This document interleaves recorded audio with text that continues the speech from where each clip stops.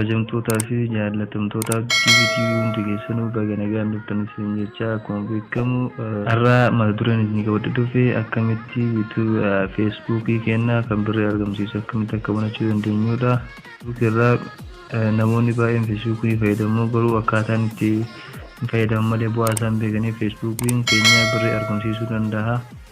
Haala ittiin birrii argamsiisuu danda'u anatu isin garsiisa. Ana Abdii TVTV dha na hordofaa. Isin jira Facebookiin keessan mobaayila keessan irra jira akkuma agartan Facebookii keessan tuqxanii Facebookii keessan akkatti bantu jechaadha.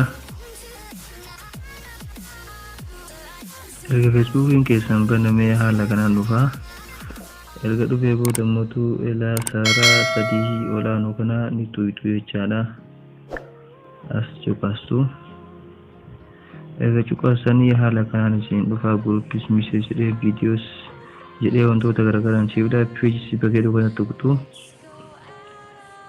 Sana booda haala kanaan isin fida wayita haala kanaan isin fide create page ta'ee jirtu tuqtu jechaadha. Create page gootanii next tuqtu.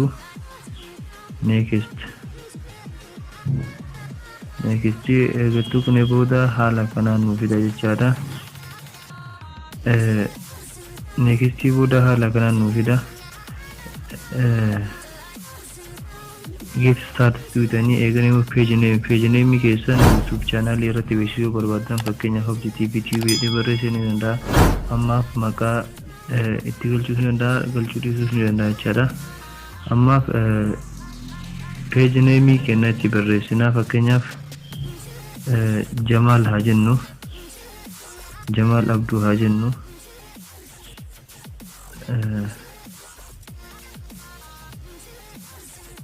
Next tuqna. Ada kategorii keessanitti waan irratti beeksisuu barbaadan YouTube personal blogii amma personal blogii itti haa tuqu. Akkasuma producing service illee haa tuqu, art illee haa tuqu. Kan barbaaddan wanta irratti beeksisuu barbaadan cuqaasu jechaadha.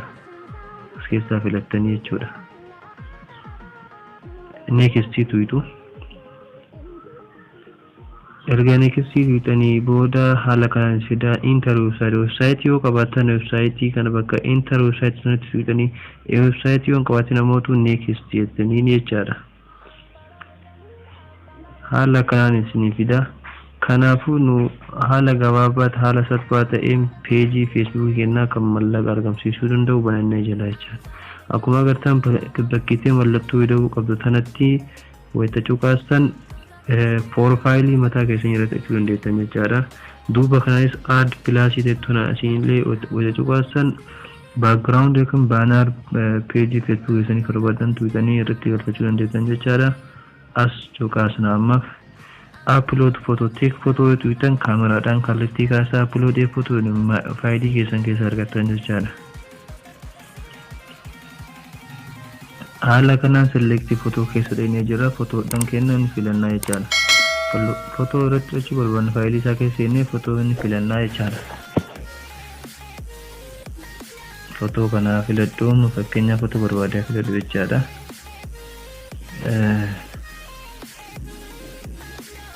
Anam photo kana filadhee jira. Photo kana filadhee jira. Save itti godha jecha haaluma kana. Uploading ta'aa jira egaa.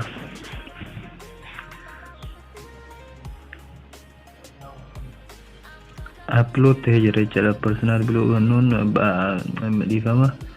Profiling kenna upload irratti ta'ee jira. Asumaan baanarii duballee bakka sana cuqaasuudhaan tana upload photo asuma keessaa filadhu. For example lama photo tokko filadhu. Kana filadhee jira.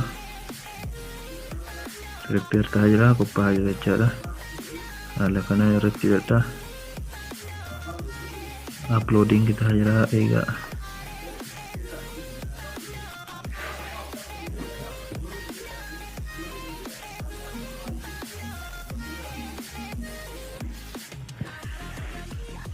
upload ta'ee jira jechaadha. Xiqqoo egaa duuba haala kanaan irratti bahaddan jennaan akkatti nu bahee fotoon keenya baanariin duubaa kan add image to this page kee kana irratti image dabalisiin jedha. Kanaafuu nu daballee jirra. Haala kanaan erga dabalannee booda immoo barreeffama kana dan fayyadu kanattu kana danii cuqaasuudhaan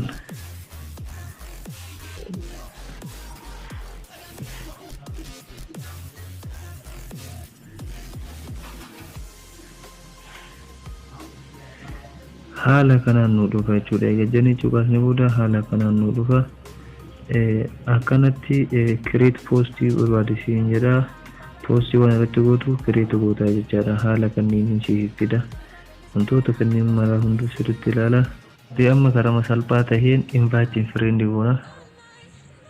Invite friend keenya affeeruu akkamitti akka dandeenyu asirratti page keenya irratti warroota friend Facebook keenya jalatti ta'anii argaman hunda gara page keenya akka select like nu godha.